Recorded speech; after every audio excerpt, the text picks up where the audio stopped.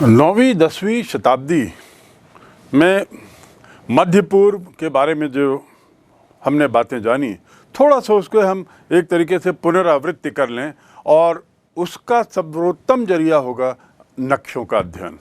एक बार पुनः हम नक्शों की ओर देखें तो उसमें जो पहला नक्शा है देखिए दिख रहा है, इसमें कैलिफेट, जिसके बारे में हमने बार बार बताया है कि एक खलीफा या खिलाफत का ही अंग्रेजी अनुवाद है।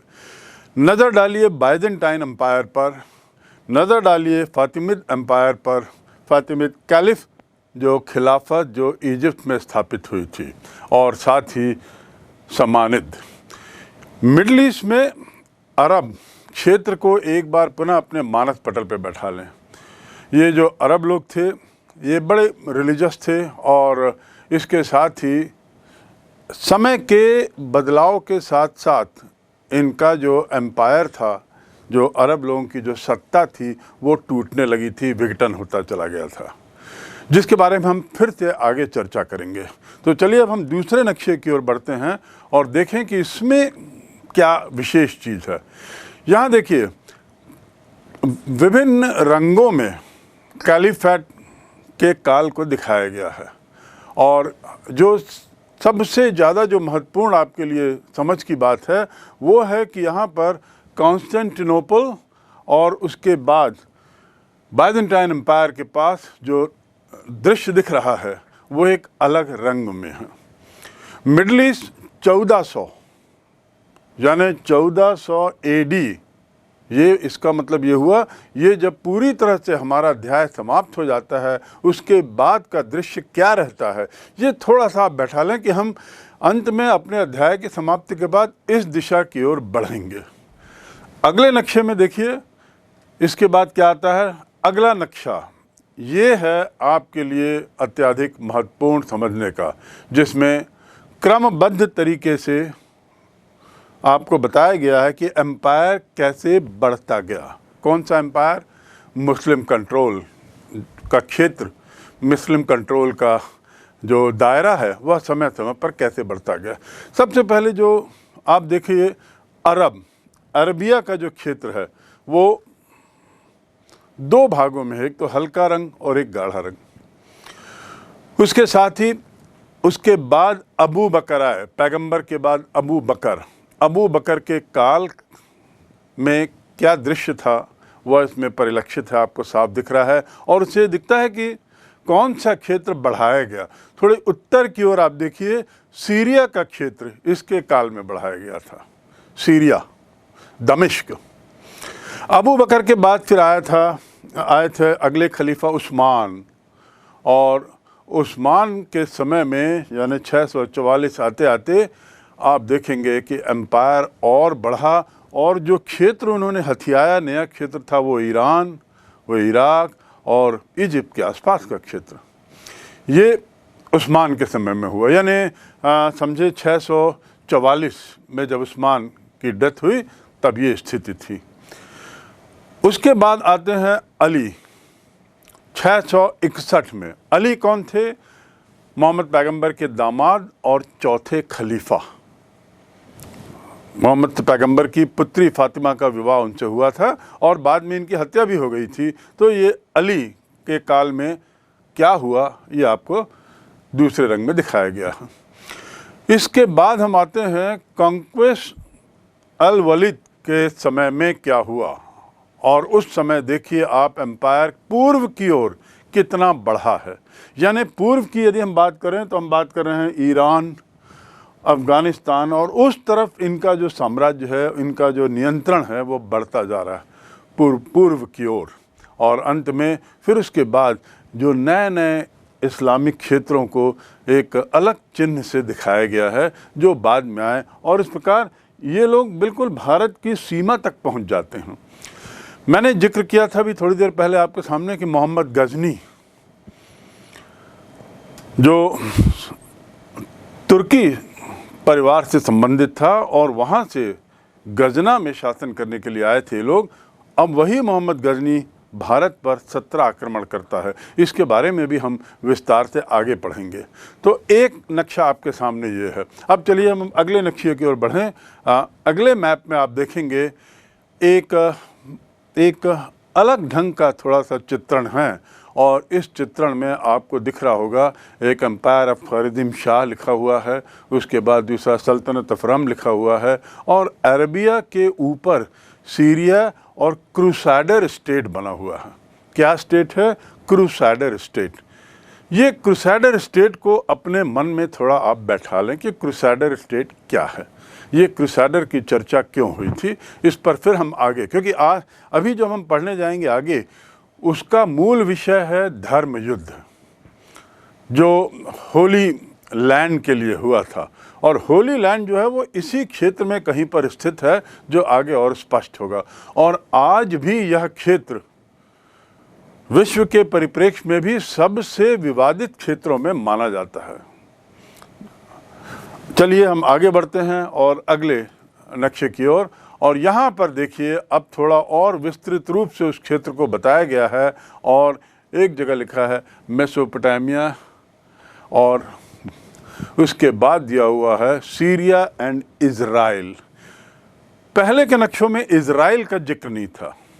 इज़राइल देश का अस्तित्व, भौगोलिक अस्तित्व तो था, पर एक देश के रूप में वह परिलक्षित नहीं था। यहाँ पर अब आप थोड़ा सा इज़राइल के नक्शे को, इज़राइल को अपने मन में बैठा लें और देख लें कि वो अरब के बिल्कुल ठीक उत्तर में है, और इज़राइल के उत्तर में सीरिया है, क्योंकि यहीं पर का विवादित क्षेत्र हमारे आगे आने वाले जो अध्ययन का विषय है उसका मुख्य मुद्दा है। इज़राइल के बाद हम आगे देखते हैं कि अगले मैप में और क्या दिया हुआ है। अब यहाँ देखिए, अगले मैप में भी उसी चीज़ को थोड़ा सा विस्तार से अलग ढंग से थोड़ा बताया गया है। पर्शियन एम्पायर जिसका मैंने जिक्र किया, रम एम्पायर जिसको रोमन एम्पायर कहते हैं, और सीरिया। ये देखिए, सीरिया का जो क्षेत्र दिख रहा है वहीं पर इज़राइल का क्रिएशन होता है, इज़राइल का जन्म होता है। वहीं पर एक और क्षेत्र आता है जिसे फ़िलिस्तीन कहते हैं, जिसे पैलेस्टीन कहते हैं। इसके जन्म और उद्भव की बातें आगे होंगी। चूँकि ये आगे होंगी बातें, बीच बीच में व्यवधान नक्शों के रूप में ना पड़े, इसलिए पूर्व में ही आपको इन तथ्यों से वाकिफ़ कर दिया जाता है, ताकि आप इनकी भौगोलिक जो स्थिति है उसको अच्छी तरह मन में बैठा लें। अरबिया के उत्तर में, उत्तर पश्चिम की ओर, सीरिया से नीचे। अब चलिए, अब आगे हम बढ़ते हैं और देखें कि धर्म युद्ध क्या है। धर्म युद्ध की जब बात होती है तो आखिर धर्म के नाम से भी युद्ध हुए हैं, ऐसी भी कुछ बातें हुई हैं। धर्म युद्ध यानी धार्मिक युद्ध।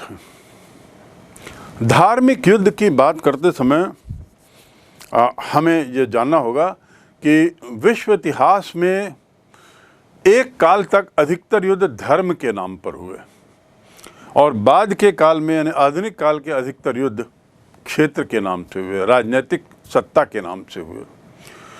इससे ये बात साबित होती है, या ये बात परिलक्षित होती है, कि पूर्व के समय में धर्म ही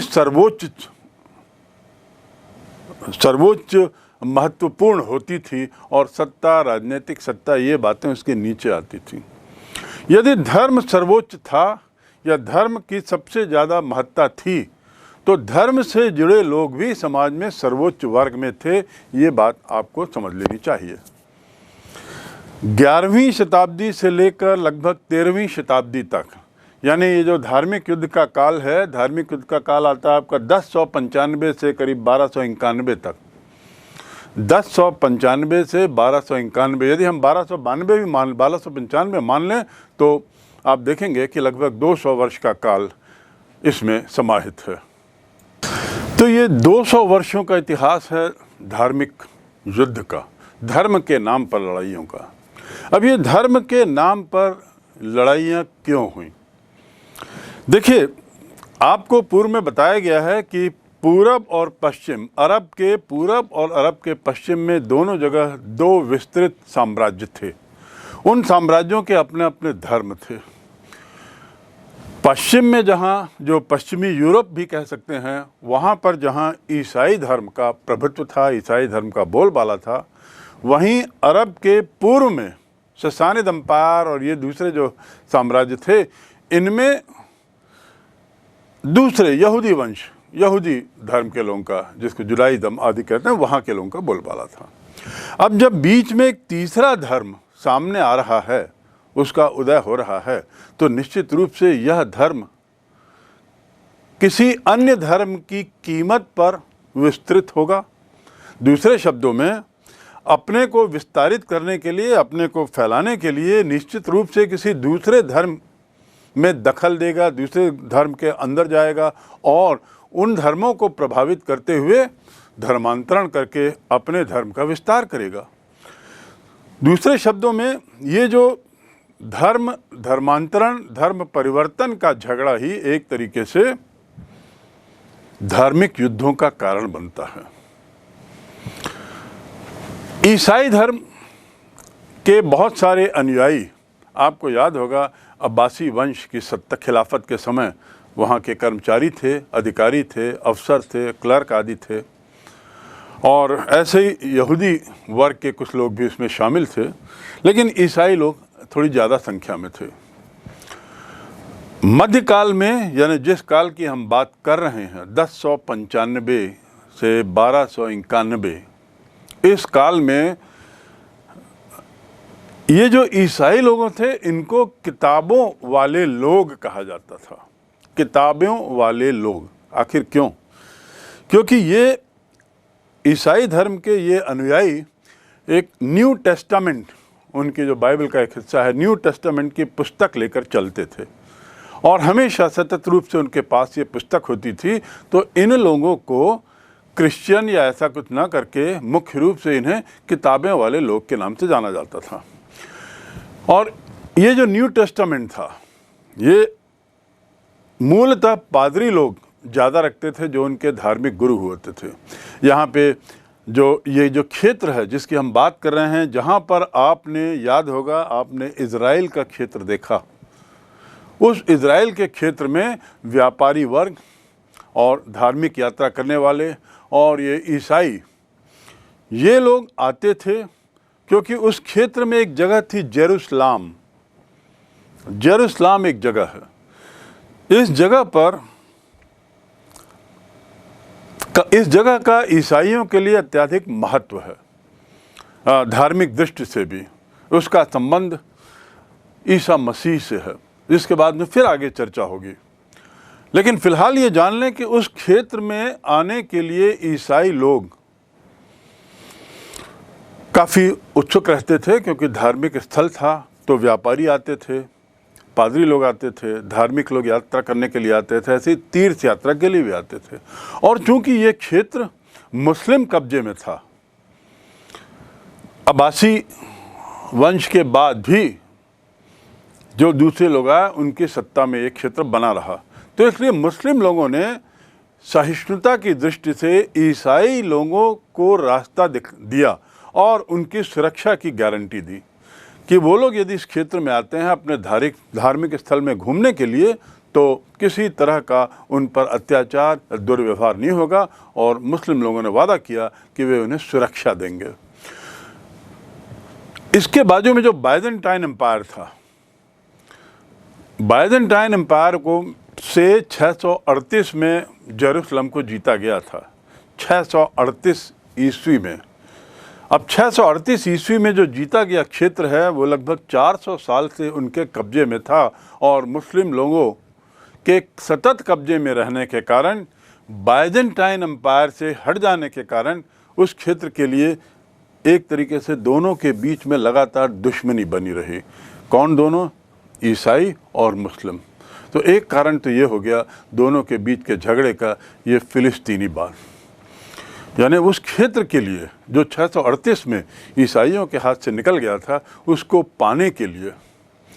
अच्छा, दूसरी बात क्या थी कि एक तो मुस्लिम लोगों के प्रति शत्रुता बढ़ने का एक कारण ये हुआ, दूसरा कारण ये था कि उस क्षेत्र में कुछ तरह के बदलाव आए, सामाजिक संगठन, राजनीतिक संगठनों में खासकर बदलाव आए। और ये बदलाव इस तरह के थे कि यदि हम देखें तो उस समय एक ईसाई बहुल्य क्षेत्र था, मुस्लिम बहुल्य क्षेत्र था, उसके अलावा कुछ ऐसे क्षेत्र थे जैसे जहाँ पर हंगरी में नॉर्मन्स थे, उसके साथ ही नॉर्मन के अलावा स्लोवाकिया जैसे आदि क्षेत्र भी थे।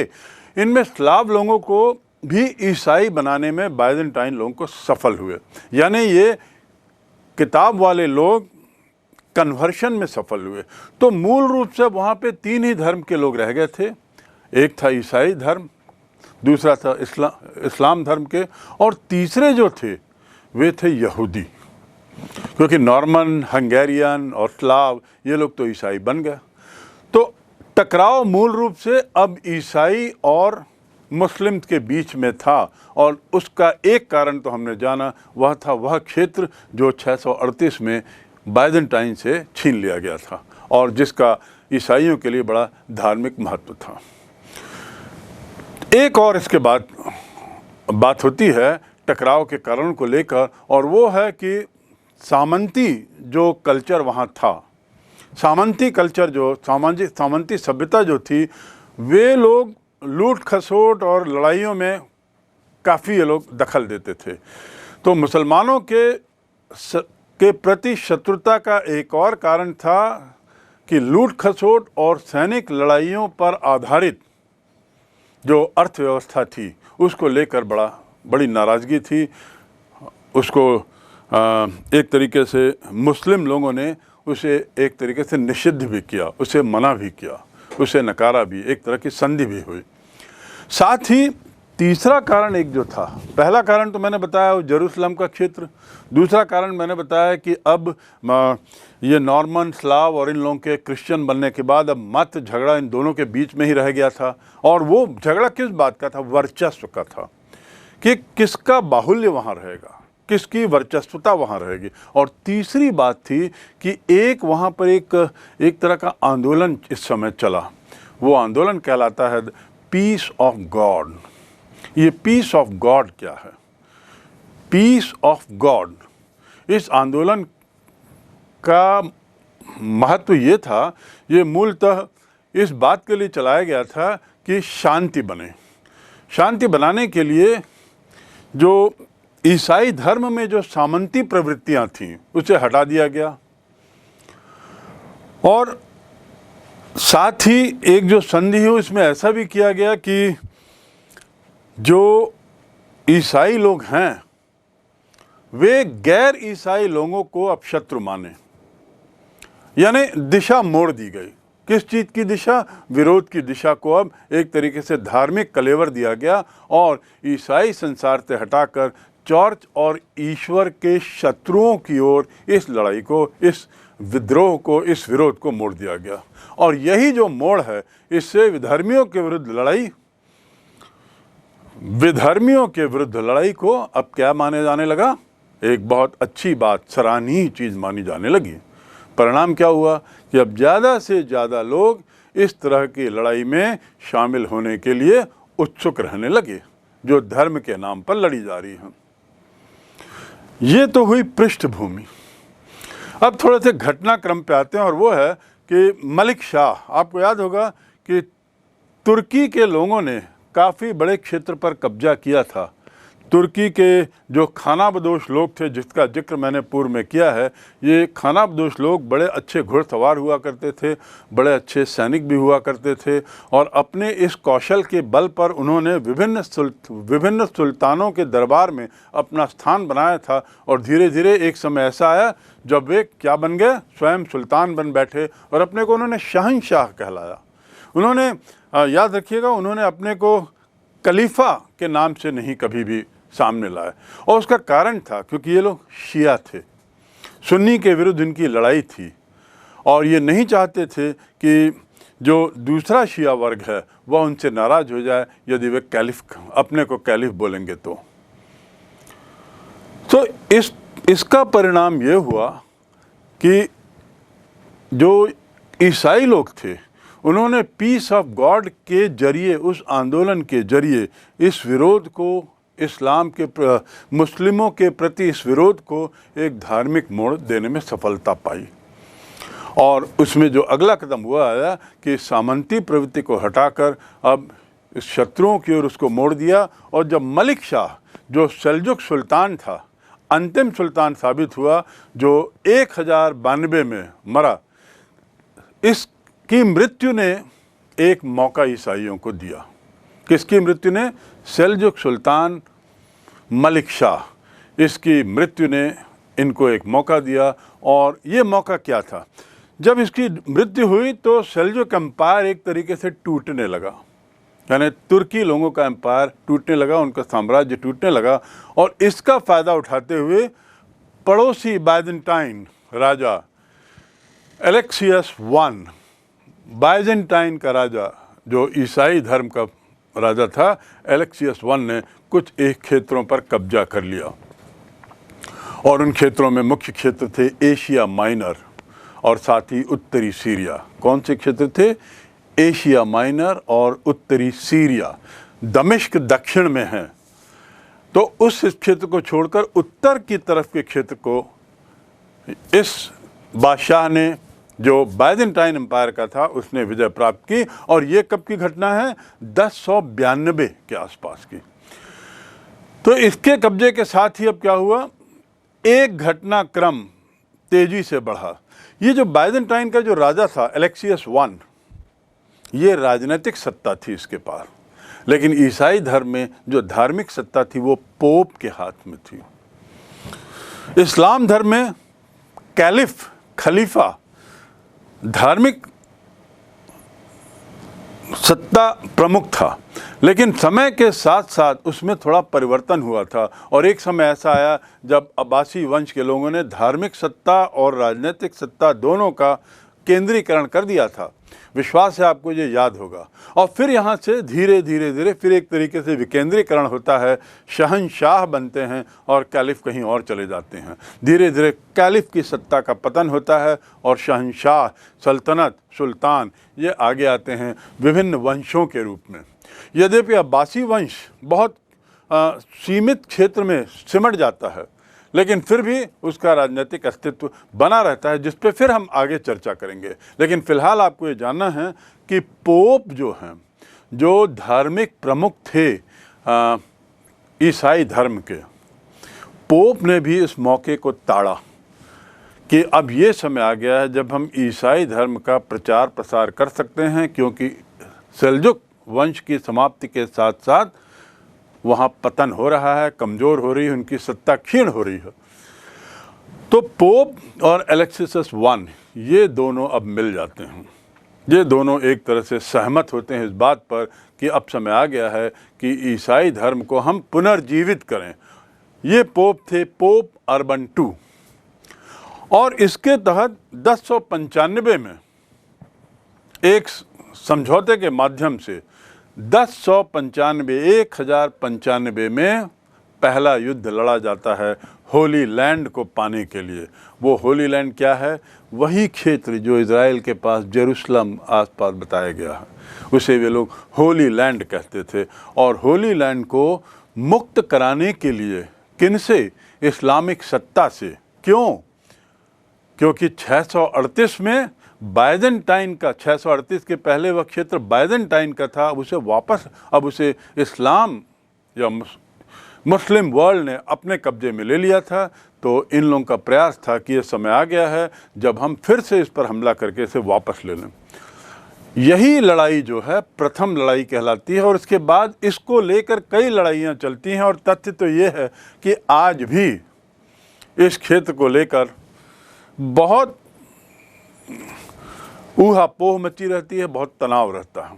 1095 में होली लैंड को स्वतंत्र करने के लिए पहले युद्ध की घोषणा होती है। और 1095 से 1291 जो काल हमारे इस धार्मिक युद्ध का काल है, वह इन दोनों के मध्य के धर्म युद्ध की लड़ाइयों की घटनाओं का विवरण है। जहाँ तक ये पहली लड़ाई की बात है, इस प्रथम धर्म युद्ध में, जो वास्तव में 1098 में शुरू होकर फिर उसके बाद 1099 यानी एक वर्ष चला, 1 वर्ष में समाप्त हो गया, लेकिन इसके परिणाम बड़े दूरगामी रहे। सबसे पहले तो फ्रांस और इटली, इस लड़ाई में किन देशों ने भाग लिया? अब फिर आप नक्शे को देखिए, जिसका जिक्र बहुत पहले आपको बारंबार किया गया, फ्रांस और इटली। फ्रांस और इटली की सेनाओं ने पोप और अलेक्सस के आह्वान पर अपनी फौजें भेजी और उन्होंने एंटियोक और जेरूसलम पर कब्जा कर लिया। उस पर कब्जा पाने में सफलता पाई। 638 ईस्वी के बाद अब जेरूसलम पुनः ईसाई कब्जे में था। इन सेनाओं ने जो वहाँ गई थी, उन्होंने बहुत तरीके से मुस्लिम वर्ग के साथ बड़ा दुर्व्यवहार किया, उनकी हत्याएं की, शहरों पर अधिकार किया और इसके साथ ही जो मुस्लिम विद्वान, लेखक और जिनके बारे में मैंने आपको बताया है, उनके साथ भी ठीक से पेश नहीं आए। इन विद्वानों और लेखकों की लेखनी से ये फिरंगी के आक्रमण के रूप में परिलक्षित किया जाता है, ऐसा दिखता है। यानी जो अरबी भाषा में लिखने वाले, फारसी भाषा में लिखने वाले जो लोग थे तत्कालीन, उन्होंने इसे बार बार कहा है कि ये ईसाइयों का आक्रमण एक फिरंगी का आक्रमण था।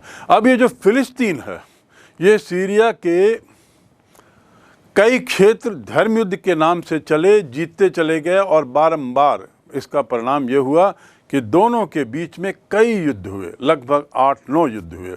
लेकिन हमारे लिए यहाँ पर 3 युद्ध थोड़े से महत्वपूर्ण हैं, जिसमें पहले युद्ध का परिणाम मैंने आपको बता दिया कि जेरूसलम और सीरिया का कुछ क्षेत्र, फिलिस्तीन का क्षेत्र इनके हाथ में चला गया। इसके जाने के बाद क्या हुआ, ये ईसाई बाइजेंटाइन एम्पायर ने इस क्षेत्र को, जिसका मैंने जिक्र किया है, इस क्षेत्र को 4 भागों में बांट दिया। 4 भागों में बांटा और उसका नाम दिया आउटमैरर। आउटमैरर एक अजीब शब्द है, पर आउटमैरर का अर्थ आप समझ लें कि समुद्र पार का क्षेत्र, समुद्र के पार का क्षेत्र, ऐसा कहते हुए उन्हें आउटमैरर का नाम दिया। और इसके पश्चात जितने भी अब धर्म युद्ध हुए वो इसकी रक्षा के लिए हुए। यानी हम दूसरे और तीसरे धर्म युद्ध की जो बात करेंगे, वो धर्म युद्ध इस क्षेत्र को बचाए रखने के लिए लड़ेगा।